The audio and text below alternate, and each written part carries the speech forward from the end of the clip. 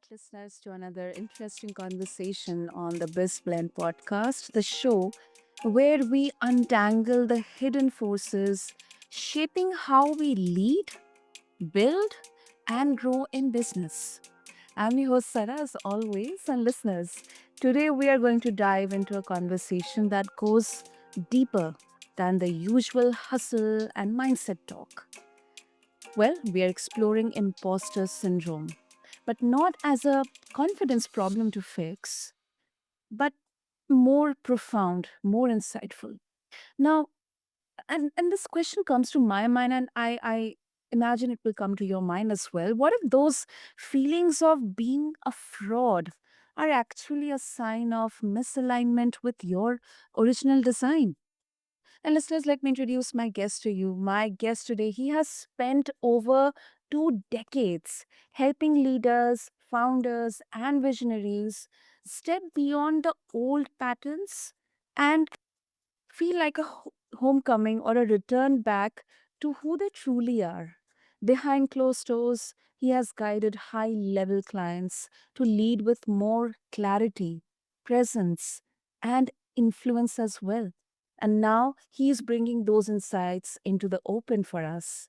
So, if you have ever wondered why you can look successful on paper, but you still feel like you are wearing a mask, this conversation is for you. So, listeners, meet my guest, Markus Neukom. So, Markus, welcome to the show. And I'm really, really honored to have you here with us. Oh, the honor is all mine, Sana. Thank you for having me. Marcus, let's talk about imposter syndrome. You say that it can be a signal. It's not a flaw.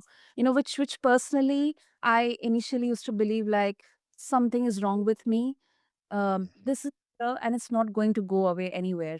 Whatever I do, how much ever effort I put into rectifying it. So that is really a very interesting insight. What does it actually reveal about how we are operating versus who we truly are? That's a very loaded question, Sana. So let's start at the following point.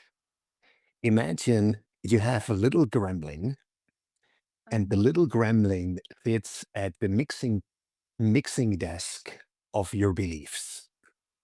That's the Mm. little gremlin, right? So the little gremlin knows you have imposter syndrome. So guess what the little gremlin does? The little gremlin totally programs you so it becomes a self-fulfilling prophecy. Hmm. It's the worst thing with imposter syndrome. And Hmm.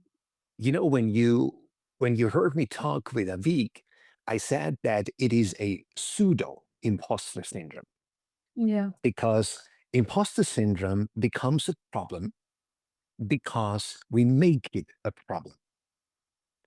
But imposter syndrome itself is a symptom, literally a symptom. But the great thing is, the actual cause of imposter syndrome is way more dangerous than any listener actually believes imposter syndrome to be. Way more dangerous. And that is Mhm. why the little gremlin makes sure that you never start questioning imposter syndrome. You say yes to imposter syndrome, you speak with your friends about imposter syndrome, you believe in imposter syndrome, and the little gremlin loves these conversations, by the way. And he doesn't or she doesn't love our conversation so much, I can tell you, because we are talking about truth, whereas imposter syndrome is basically an illusion. Wow. Wow. Uh, I mean, you have explained it with such an interesting example in there. It's like it's feeding off our fear, insecurities, and it's just getting that satisfaction, seeing us suffer. I mean, I'm really painting a very grim picture of it because that's what I can associate. Reality, Sana. It's Yeah. reality. Mm, It is reality. If yeah. you look at people who suffer from so-called imposter syndrome, are they happy? Mm, No. Are they no. fulfilled? No. Do they believe that they're doing what they could do? No. Do they feel there is always more, but they can't access it? Oh, yes. So imagine Mm, to live a life like this. You know it. I know it, how it feels. It is terrible. It is terrible. That's why I made it part of my work to debunk imposter syndrome so we can talk about the real underground issue, which leads to that pseudo imposter syndrome. So people actually can change. So people can have, like you have it in your logo, a healthy mind. And as you know, Sam, a healthy mind leads to a healthy life. yes, yes, absolutely. So it's Absolutely. basically all buried in what the Western and sadly the Eastern Hemisphere have more and more in common. We are so mind driven. We are so brain driven. And when we are brain driven, we are left side driven. And in left is logic. So imagine if I give you a diagnosis, you come to me, I'm a psychotherapist, and I say to Mm, you, Sana, after 20 minutes, the diagnosis is pretty clear. You are suffering from imposter syndrome. mhm. You just leave my praxis Yeah. wondering, what's that? It sounds terrible. Yes. Nobody really can explain it to you. And if you actually buy into a syndrome, pardon my French, my direct language, you're screwed. You Mm, are screwed. If you believe in imposter syndrome, you're screwed. Because imagine mm, like this, when you are believing in imposter syndrome, Sana, and everyone who listens, you limit your potential 100% where you believe it has to be limited. yeah.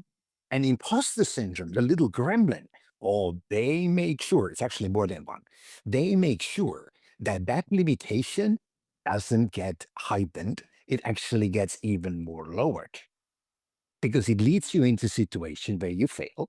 And as you know, with imposter syndrome, if I fail, I'm a failure.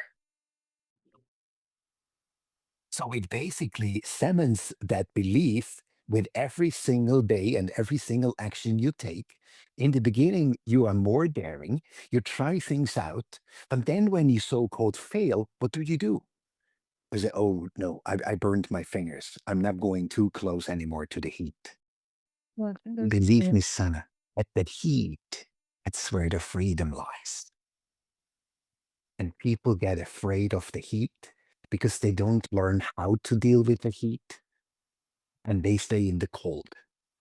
And sadly, if you walk around wherever you are in the world, you can see the results of it. There's not much sun, there's not much light, there is not so much happiness anymore as it could be with a healthy mind.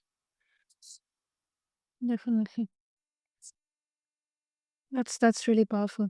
That's really powerful. And Marcus, what's the reason, the root cause behind it? I mean, is it does it happen uh to any specific person? Like, are there any childhood or any past experiences, something ingrained in subconscious that leads to this, or it can happen with anyone? So let's start at the end. It can absolutely happen with and to anyone. Let's Mm, look at it like this. I have never seen a lazy person suffering from imposter syndrome. Never. mm, It just mm, doesn't exist. So it needs to be someone, Sana, who is driven. It mm, needs to be someone who is an achiever.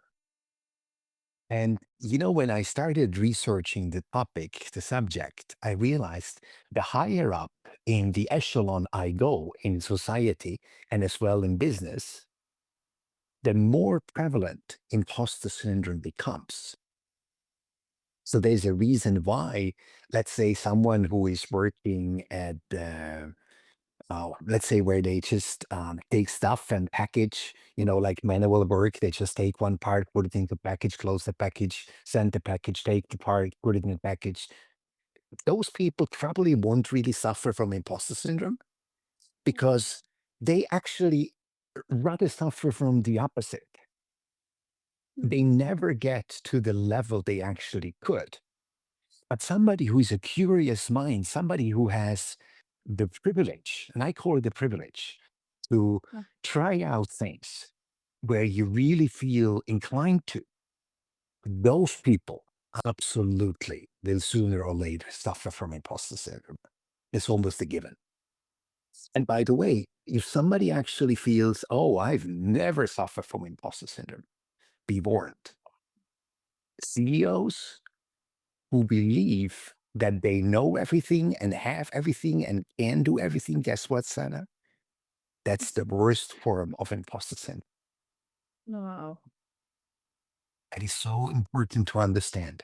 So you see, the so-called pseudo-imposter syndrome presents itself in so many different phases. Hmm. In one way, it comes across as I am nobody. If somebody knew who I really am, they wouldn't love me anymore. And then the opposite is I can do everything. I know everything. I have no problems at all. You know those people, Sana? They're not real. They're trying to hide who they really are behind a totally different mask. Exactly. Yep. And once we understand that, we actually start looking at society and at people quite differently. Hmm. Yeah. Yeah, that really really lends a clarity in here. And you are absolutely right, Marcus. I mean, I have never um it's not possible that you know everything. I mean, it's like as you exactly, said those words, like masking your insecurities and your fears. No one is perfect. No one is perfect. No one can know everything. You see, Sana, that's one of the faults, I call them, in our society. Nobody should be perfect. It's the Hmm. worst. I sometimes look at my friends who are perfectionists, right? And I say, my friend, you're screwed because doesn't matter how good you become, you will never be good enough in your own eyes because perfectionism does simply not exist. There's only always more, always more, always more, always more. And I just look at them and think, gosh, if they just could live for 1 minute of their lives instead of striving for something. Hmm. That's bold. That's bold. And Marcus, um, so there's definitely a misalignment, and when I now I'm reducing the focus of discussion here. So, uh, how does this kind of misalignment actually play in areas like leadership, branding, hiring, or the strategic aspects? I mean, where do you see it cost leaders the most? I can tell you, I don't see an area where I don't see it. And that's the gravity of it. So picture this. I Mhm. suffer from imposter syndrome. I don't feel like I deserve the best. What do? I hire mediocre people because my little gremlins will absolutely make sure that I say no to the best, but I will hire the mediocre person. That's one thing. Now it goes a step further. Now I hired that person. Now this person has some character flaws like we all do, right? Mm. Instead of reminding that person nicely, calling it out, with feedback, I pretend I don't see it. Guess what happens? It has its own ripple effect in that department. So you see where it goes. It goes into leadership. I don't dare to speak out. That's one thing. Mm.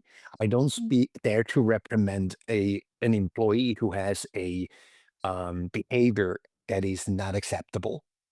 And sooner or later, everything gets more and more poisoned. Let me give you an example. an organization calls me and says, Marcus, we have a problem with retention.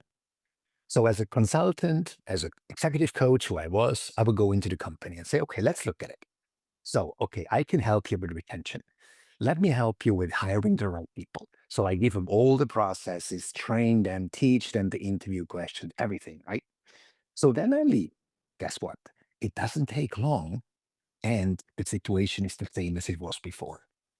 Because the person behind it, the person behind the processes is the issue. Not the processes Mhm. made sense, right? Yeah. So you hire the wrong person as the owner of the business. And this is a very crucial, pivotal role. Guess what? Mhm. This person is going to hire their people based on their beliefs, and those were not fitting with the company in the first place. Mhm. Yeah. So guess what? It's a ripple effect of a very, very big scale. Yeah. So I always say, look, if I go into a company, I say, look, what I want to do is I want to talk with the departments. I want to have some random conversations. And quite often, Sana, I meet somebody who I identify as the cause of the high retention rate, high turnover rate. And then I go to the boss and say, look, you have somebody in this department who's almost like poison. It's so subtle. It's so, it's almost like in small little droplets, that Mhm. negativity, but it leads to a psyche, I'm gonna put it like almost like psychopathic um, atmosphere somehow. It becomes toxic. Yeah. And then the boss says, oh, I'm so glad I heard that from you. Okay, what can we do with this person? I said, sorry, the person is not the problem. Who is? And then I would love to actually open a little mirror and put it in front of her or his eyes and say, here you are. This is the problem. You Mhm. are at the helm. You are the one who has enabled this culture. You are in charge of the hiring culture. You are in charge of the hiring, procedures and everything. You are the one who is in charge of culture per se. Like when people tell me, look, in Europe, we have this saying, like the fish thinks at his head. And it's Mhm. true. If you don't have a good leadership, how can you expect that in the lower fields it will be different? And that's what it Yeah. comes down to. And Mhm. you see, the thing is, what I always say, why is it pseudo imposter syndrome? And actually, why is it so easy to solve? Because it is. Once I admit, I have to admit one thing which is so hard, Sana. I don't know myself as much Mhm. as I believed I did. That's the first step. I don't know myself as much as I thought I did. And then that's when we start working with that person. When they feel like, I don't know if I have what it takes, what if they find out who I really am? That's when I start taking, let's say, two or three of the successes they had. Maybe it's just one that comes to mind. And what I do is I dissect that one success. I do a deconstruction of that one success. So all the single elements, all the single ingredients. Like remember when you're cooking, you have these amazing ingredients and you get to know these ingredients and you get Yeah. to know how to use these ingredients. So with time, I'm sure your mom taught you, you have this amazing repertoire of all these herbs and everything. And with time, you can mix that as a little master. And this is what it's all about in terms of imposter syndrome. Problem is an authenticity struggle. I am not authentic. How can I be authentic if I don't know myself? And Yeah. that is the first thing somebody has to admit to themselves. I do not know myself. And that's when everything changes. That's when simply everything changes. Mhm. Then they can say, you know what? This is pseudo. Hearing Imposter Marcus, syndrome is absolutely pseudo. Sorry? yeah. You know, here what I can imagine is, talking from the viewpoint of the leader, the person who is responsible for the hiring, the culture, the entire structure of the company. He or she is like the mind of that company, the head of that Mhm. company. So it could be a catch-22 situation for them, because first of all, um, the fact that they are the problem, they need to do a course correction. They need to know who exactly they are and acknowledge the fact that, the problem is definitely kind of originating from there. I think that really becomes difficult. And, suddenly we would get into that rabbit hole of, that, oh my goodness, I need to do a complete overhaul of everything. So how do you help them embrace that realization? Yeah, absolutely. And this is something which I always say, look, you do not require a total overhaul overnight Okay. because Rome hasn't been built overnight. It's just what it is. But you see, what is so interesting, and you touch something really, really vital, Sana. What happens is what people are really afraid to ask is what does it cost me if I start looking at the real reality? And believe me, Mm. it's not money. It's not money. Mhm. It's giving up illusions, giving up beliefs, how I believe I was, giving up, it's generally beliefs and illusions. And the one thing you gain is reality. And if you look at my work, this is one of the reasons, Sana, why I'm not doing much consulting work anymore. Because consulting work gets me already into the nitty gritty of a business. I work with high achievers who run businesses, but they Mm. come to me as people. They don't come to me as CEOs. They don't come to me as business owners. They come to me as people because, those are the people, Sana, who wake up at 3 o'clock a.m. in the night. And it suddenly is a little voice that says, Marcus, is this it? Mm. Isn't there more to my life? And that voice gets louder and louder and louder and louder. And you are not surprised. Quite often, by me appearing on podcasts like with you now, speaks directly into that person's situation. And I can say to everyone who listens right now, there is more, and this is not it. But you see, when I start helping them in the company, it doesn't solve the actual problem because the actual problem is it's not even a problem. It's they have to remember who they really were before the world told them who they have to be.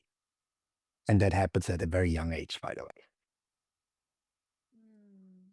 So as soon as somebody remembers who they really are, it starts by looking at real successes, by seeing what they have accomplished and say, you know what? Of course I can do that. And yes, if I can do this, then I can do even more and even greater things. And that's what it comes down to in the end. Once they start to understand who they really are, they begin to understand their unlimited potential. And this is why I love to do what I do, working with people who say, is this it? Like, there must be more to my life. This can't be it. It, Marcus. This can't be it. I say, no, it can't be. There is more. And yes, I can help you to find more because more is going back to who you once were before the world defined who you have to be. Exactly. Mhm. And before we wrap up, Marcus, Once someone realizes they have built success around strategies or roles that don't match their true design, what does the process of realignment look like? I mean, where do we even begin? So the most important thing is being willing to become still. And still sana is not like going into a yoga lesson or doing a meditation, because that's being quiet, being silent. But Mhm. stillness is a coherence between your thought, your heart. And when this is in coherence, then the soul, the channel to the soul begins to open up. And all people actually have to do is become still, let the thoughts and the heart become into coherence. That's usually when they shut out everything outside and just go into stillness, and then actually just listen what their soul begins to tell them. So I'll give you an example. When somebody meets with me, and I welcome anyone on the call to go on my LinkedIn profile, first name, last name, and book a call with me to experience this. Because when people come on a call with me, I am stillness. So when they get into a call with me, anything outside suddenly becomes not existent anymore. All the noise they had, all the thoughts they had, all the criticism they had, all the fears they had, everything is just gone. It's just stillness.